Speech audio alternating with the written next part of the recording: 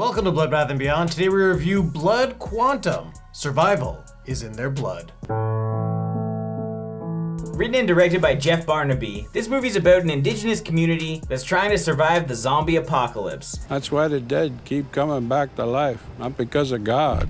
Because this planet we're on is so sick of our shit. This is a recommendation from Patreon from Resident Obi-Wan, a great guy. He shows up to all of our movie nights. This has been on the back burner for a bit because Canada's dark history is coming to the surface. There's been a lot of bad shit here, specifically about Native and Indigenous communities. And so while there are definitely undertones and a lot of metaphors and symbolism for problematic issues, we're not going to talk about that. We're gonna talk about the zombie movie as it is. And I think that just makes sense at the moment. So what do we like? When it comes to zombie movies, we've seen so many that they get tired and it's hard to make something new. This, we had an excellent foundation for a zombie movie. We have this indigenous community that is immune to zombies, yet the white people, if they get bit, they get infected. And so you have the conflict within their community because one of the main characters, his girlfriend, is white and she's pregnant with his baby. And she's trying to save some of the people that she might know. And they're like, well, we're immune. We don't want these people here because they're just gonna turn into zombies. It's all about how people can deal with it and how they can work together to get past this and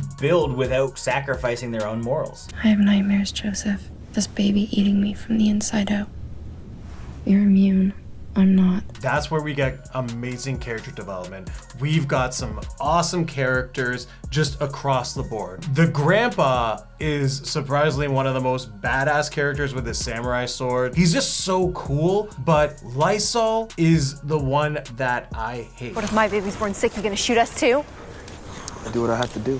You have that thing where you got Joey and Lysol, they're brothers, and yet they couldn't be more opposite. Because like Joey is the one who is expecting a child and he wants to help everyone, whereas Lysol is the one who doesn't want to help them. You're like rooting for Joey and you really want to see like Lysol get that zombie death that you always hope for with your antagonist. And they have great chemistry together, but also the way this film is paced, we learn about these characters and their relationships prior to the zombie apocalypse, because the film starts off right when it happens. They're locked in jail together. They're dealing with issues with their parents, with their father being like the head of the police and the mother is a nurse, and they just want what's best for their kids. You would think that Joey is more the delinquent given how the story starts off, but he isn't. What? Hold on. Are you saying he's not a delinquent if he climbs up to the top of a thing and shits on a car? And he took a shit on the first car that drove by. Getting teenage girlfriend pregnant. Oh, he's certainly a delinquent, but he has a change of heart over the months because we do skip 6 months from here, and that's when we learn what they've grown into. It's very cool. I really liked everybody, and it's one of those things where you don't want anybody to die. Well, except the bad guys, you know, the bad guys. But all of our main characters, they're great. And this film does a very unique thing that I liked with the story is we see who we assume is the main characters get bitten in like the first 10 minutes. And you're just like 6 months later, you're like, how did they survive? So they really did a good job reeling us into the story in this film. And on top of that, when you talk about any good zombie movie, we've got excellent zombie kills and gore. They went above and beyond and it looked amazing. Like not only like the kills, but like the blood. There's lots of blood, there's lots of gore, but I think one of the most notable zombie kills is when our big dude comes through with a chainsaw right through the head. And it doesn't stop. Like anytime a zombie dies, there's something cool happening. Yeah, like one of my favorites, which is surprisingly smart, is when they go to the gas station, the one guy like sets up the trap. He's like, oh, here, give me a second. And then opens the door for the zombies to run out and trip. Why have we never seen that before? And along with the innovation, we've got the most ingenious thing ever. If you know a bunch of zombies are coming this way, in this case, there's a bridge. There's just a guy with like a snowblower sitting at the end of the bridge, just hanging out, waiting for the zombies to walk into it and get Fargoed. It's great. So many smart things were happening in this film. I just couldn't believe how great the gore was. Not only the way the zombies died, but when characters were bitten or ripped apart. Like you have those like classic moments where like a guy's on the ground and his intestines are getting thrown out. Or when a zombie is hanging from a window from his intestines. That was hilarious and looked great. Now, what didn't we like? I did did find that there were certain lulls in this movie. There was times, especially near the end, that it dragged out. I didn't hate that it was slow, but I didn't like how it kind of died off. I agree. Some of this can be attributed to some of the weird establishing shots. They're not even like establishing shots. They would be doing something and it would be slow anyway, and you're having a conversation, and that's totally cool. But then it would randomly cut to a defocused plant in the foreground, and it would constantly do that in between scenes, which made all of these scenes feel much slower than they actually were. There's a lot going on in this film, but it certainly has a slower pace to it. And again, this could probably be attributed to them talking about, like, it could be about the land, because they're like, the underlying thing is the people from this land belong here and the people trying to take it over are evil. I said I wouldn't talk about that, but that's like the metaphor here. Ain't nobody immune here but us.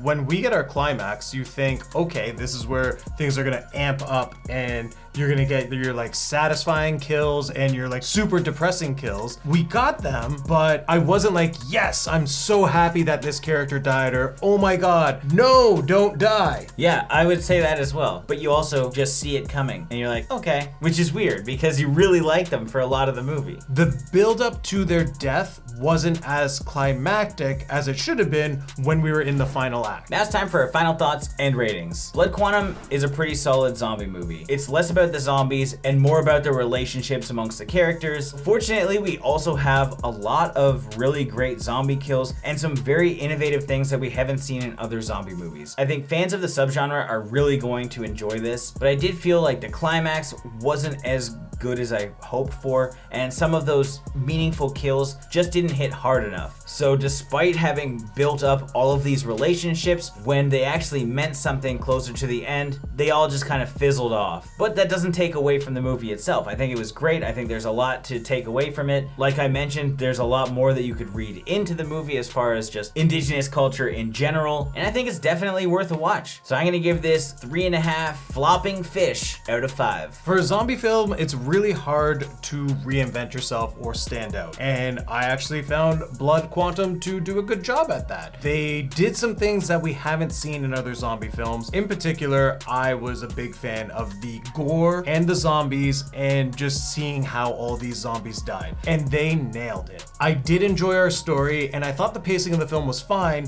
because there was nothing wrong with it being a slower film. My only issue I have is the third act wasn't as strong as I hoped it was gonna be, and when certain characters died, the impact wasn't there. But I still had a good time watching this movie. If you're a fan of zombie films, I think you're gonna really like this one, and if you like gore, this is a good one to check out as well. So with that being said, I'm gonna give this film 3.5 awesome zombie killer gear out of 5. As always, thank you for watching. Like this video and comment below with your thoughts on the film if you've seen it. If you haven't and you do want to check it out, links are in the description. And if you want the opportunity to recommend a movie for us to review, check out the Patreon link, also in the description. And if this is your first time here, make sure you subscribe to the channel to stay up to date with everything here on Bloodbath and Beyond.